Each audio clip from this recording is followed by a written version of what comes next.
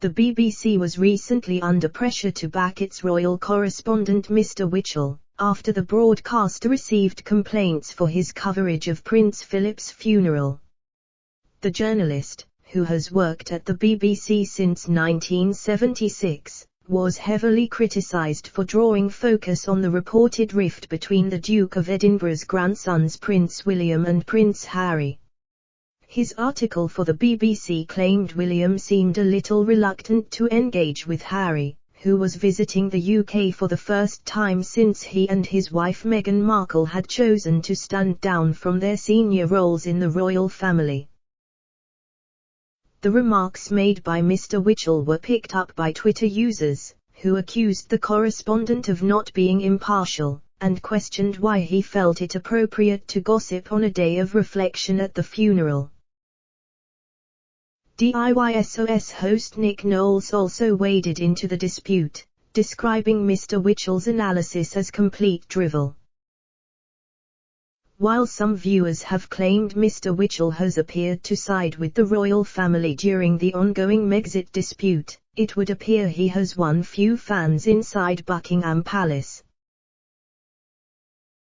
These most prominently include the two heirs to the throne, Charles and William. The dispute with Charles reportedly stems from Mr. Witchell likening a holiday the Prince of Wales took with his then-partner Camilla Parker Bowles to Greece, with that of one taken by Edward VIII and his mistress Wallis Simpson. A senior aide described Charles as shouting and complaining over his comments during a BBC News item, and that he was left particularly upset that the Queen had seen Witchell's broadcast too. Charles, the insider added, was absolutely furious for the BBC to make such a comparison. The incident happened in 2000, and throughout the remainder of the decade, tensions between Charles and Mr. Witchell continued to evaporate. 2 years later, in what was a devastating year for the Queen, and other members of the firm, Mr. Witchell appeared to risk Charles' ire twice, including when he wrote an unflattering obituary for Princess Margaret. When Mr. Witchell detailed the copious consumption of whiskey Margaret enjoyed in her life before she died in 2002, Charles demanded the BBC axe the journalist. Once again, the broadcaster would stand by their man. Mr. Witchell also commentated on the Queen Mother's funeral the same year, describing scenes of people laughing and joking at the ceremony. Geoffrey Levi, a Daily Mail correspondent, noted that following these episodes, a series of important scoops would be handed to rival broadcasters, such as Sky and ITV. This included when a television documentary crew from ITV were given access to Camilla's friends, in what Mr. Levi described was a move by Charles to exact revenge on the BBC. He added, some of Camilla's best friends were wheeled out to bat for her cause and put her in a positive light, something Charles may have feared the BBC could not be trusted to do. Prince Harry's 21st birthday interview is another event which, in years gone by, would automatically have gone to the BBC.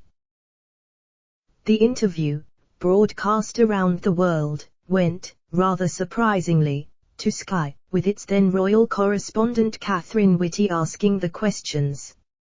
Clarence House denied snubbing the BBC.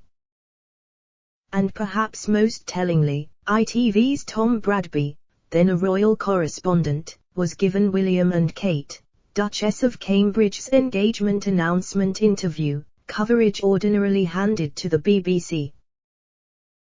More recently, the BBC spoke out in support of Mr. Witchell, as he found himself in hot water for his comments on Harry and William. In his piece after Philip's funeral, Mr. Witchell wrote, "There is a rift. It is a distraction nobody would have wanted on a solemn occasion such as this, and certainly not their grieving grandmother. William feels let down and Harry appears to feel resentful. He is also very caught up in the lifestyle and attitudes of California. So what impact, one wonders, will this brief but intense re-immersion in his old life have had on Harry? Those on Twitter voiced their condemnation of Mr. Witchell, including one who wrote, "Are BBC royal correspondents not subject to the same impartiality guidelines as other BBC journalists? If they are, can someone please explain how Nicholas Witchell seems to constantly get away with spouting heavily biased drivel?" Another said, "If Prince Harry was in any doubt about whether he has done the right thing for him and his family, he need only watch Witchell's dire judgmental monologue." A third concluded, "But, I would say that the 10 o'clock news is for reporting the day's news. It's not a platform for Witchell to espouse his theories and speculations. It was a very poor move to start gossiping after such a sad day."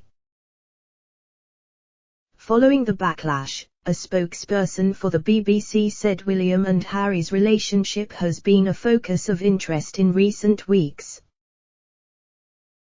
They argued that Mr. Witchell offered analysis of the implications of this solemn event on the royal family and what could be construed about current family relations from what was seen at the funeral, adding, "This was a legitimate, impartial and proportionate part of the coverage of this story."